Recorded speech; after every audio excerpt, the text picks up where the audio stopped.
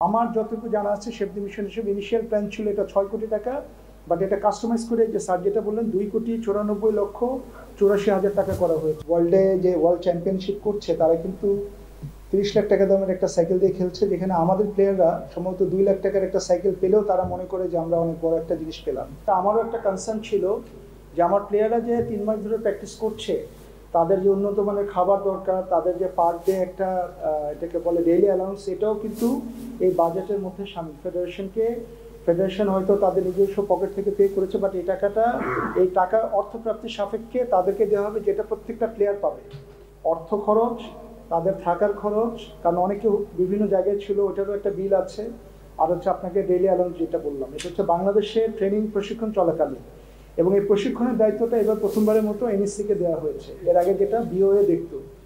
আমার কাছে যে হিসাবটা আছে ওই হিসাবে সিংহভাগ কিন্তু ট্রেনিং পারপাসে চলে যায়।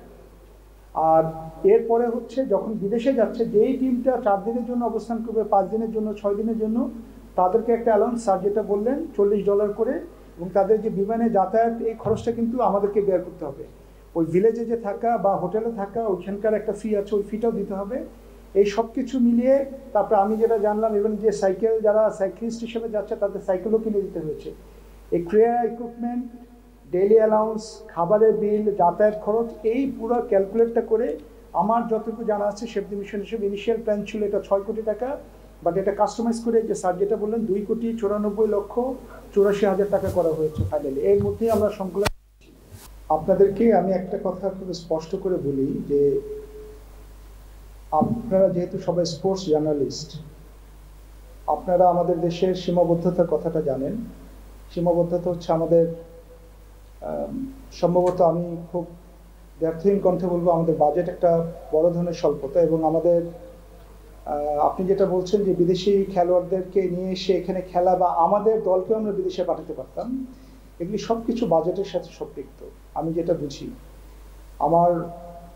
আমি যেই স্পোর্টস টিমটা দেখি, আমার সাথে প্রায় 30টা টিম আছে। আমার সেনাবাহিনী টিম হওয়ার পরেও আমরাও কিন্তু এখানে বাজেট নিয়ে যথেষ্ট ডিফিকাল্টিজের মধ্যে, জটিলতার মধ্যে পড়তে হয়। আমাদের আসলে খেলার জন্য আপনাদেরকে একটা এক্সাম্পল দিই। আপনি যে কথাটা বললেন যে আমরা কিন্তু এখনো উন্নত দেশের বা বহির্বিশ্বের যেসব দেশগুলো ভালো করছে তাদের যে খেলাধুলার ইকুইপমেন্ট, তাদের যে খেলাধুলার মান, ওই মানে পৌঁছানোর জন্য আমাদের একটা আমাদের সদিচ্ছা আছে, ডেফিনেটলি সদিচ্ছা আছে। বাট আপনাদেরকে আমি শুধু একটা কম্পারিজন দিই, যদি আপনারা অবশ্যই জানেন, যেমন সাইক্লিং টিমের একটা সাইকেল, আমার নিজে যখন খেলাধুলায় জড়িত হইনি তখন আমার আইডিয়া ছিল না যে ভালো একটা সাইকেলের দাম 30 লাখ টাকা হতে পারে।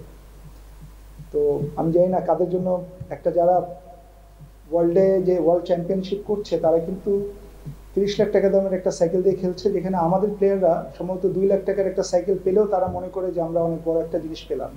এখানে অনেকগুলি ফ্যাক্টর জড়িত। আমি যেটা আপনি বললেন যে বিদেশে খেলার জন্য, আমি পার্সোনালি মনে করি আমাদের প্রত্যেকটা অর্গানাইজেশন, ফেডারেশনের বলেন, অলিম্পিক অ্যাসোসিয়েশন বলেন, জাতীয় ক্রীড়া পরিষদ বলেন, বা আমরা মন্ত্রণালয়ের কথাও যদি বলেন, সকলেরই সদিচ্ছা আছে। বাট সদিচ্ছার ঘাটতিটা আমাদের পূরণ করার জন্য যেটা সবচেয়ে বেশি দরকার, যে বাজেটই আমাদের সবচেয়ে বড় প্রতিবন্ধকতা। That's my understanding on that. Thank you.